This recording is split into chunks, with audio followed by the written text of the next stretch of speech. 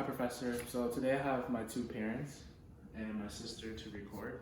So that's three people, and I have a 3x5 flashcard and a visual aid for my presentation. So I'm going to begin my presentation in 5 seconds.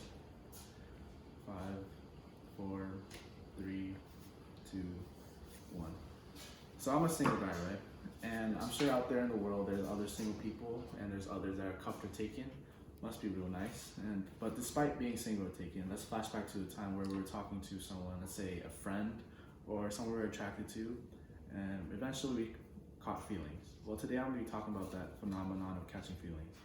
I'm going to be going through what our mind and body goes through, why we do what we do, and how it affects our daily lives. So what is catching feelings? Well, according to Lefebvre and Carmack from the article, Catching Feelings, Exploring Commitment, Unreadiness in Emerging Adulthood. Catching feelings is the unintentional, unexpected, and surprisingly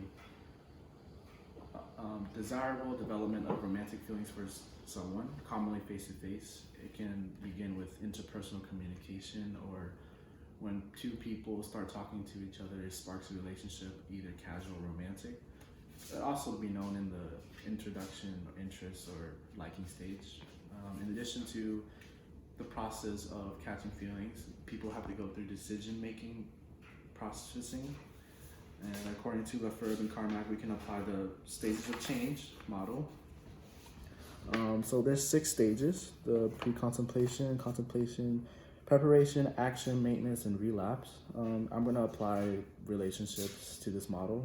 Here we can begin by talking to someone new and getting to know someone. Here we can, in contemplation, we can start taking interest in people, but don't shoot our shot. Preparation, I believe, is the most important step, because we got to know our rewards and costs, because there's going to be a lot of sacrifices, and you got to know your gains and losses. Also known as social exchange theory. I found an article by Benjamin Hayden that he says the first empirical work examining readiness among single individuals, specifically how this construct shapes various aspects of relational formation. In other words, we like to observe other people's lifestyle before jumping to a relationship, so we know they are capable of being in a relationship, because no one likes one-sided relationships. In the action phase is we're actually putting effort, time, and investment into a relationship.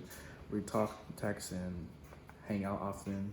Maintenance is being able to hold down a relationship for a prolonged period, but sometimes it doesn't work out, and during relapse, you guys break up or goes back into individuals. So now you have a deeper understanding of what our mind and body goes through. Let's go into why we do what we do. Well, we're talking to the person of interest. We like talking to them because they mean something to us, and they bring joy to us. So to back my idea up, I found an article by psychologist Sherry Board Carter. She said when subjects catch positive emotions to others, you have to feel happier, you have more energy, and feel less stressed. Well, let's face the fact, we all have those people we love to be around and be comfortable, and others where we feel tense and awkward. Well, it's not only the person we're interested in makes us do the things we do, but also the way that they act around us makes our energy go up, and who doesn't like that type of energy? Through that feeling, this leads to Molly Golubski's blog. She says they're the first person we want to talk to. All that leads back to the joy they bring, and we value their opinions. Now this leads to my final point on how this affects our daily lives. If you haven't noticed, we start analyzing the things we do or say to them. For example, before you hang out or see them, we start to worry about what we wear and our outfits, because we're scared of what they might think about us, and we start overthinking the worst possibilities that might never happen, but we make it seem true in our head. Also, like texting, we worry about how we portray ourselves, and we worry about what we say because we're afraid of if we say too much or say too less. So we worry about keeping them interested and not letting the conversation die. Another simple effect is we start choosing them over sleep. And there are many nights where we stay up at night just to talk to them, even though we know that we're sacrificing sleep hours. It's all for the good moments for the bit. And of course, there are many bad effects, but I feel like the most important effect is the fear of confession. We all have prior relationships. We're afraid of being left, being hurt, being played, being led on. So we're with this new person, we're afraid of taking the next step to be something greater, but our past relationships hold us back from taking the next steps.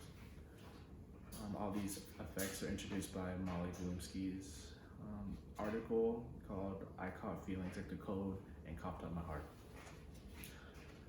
So in short, when people ask, or you ask yourself, why do you like him or her, or I don't know why I'm doing this, now you have a better idea of what our mind and body goes through,